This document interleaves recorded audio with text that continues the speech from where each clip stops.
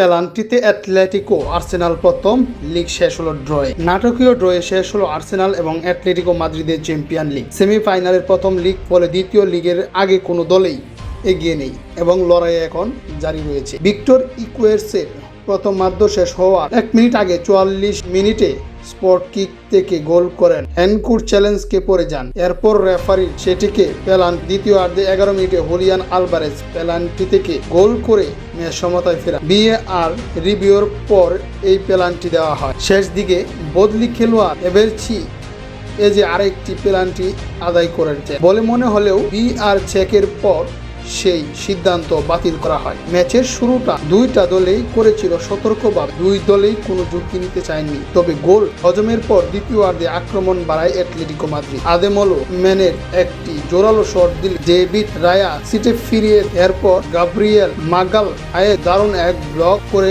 Antonio গ্রিজম্যানের নিশ্চিত গোল রুখে দেন। পরে মার্ক রাশফোর্ডের শট গিয়ে লাগে ওয়াইডের।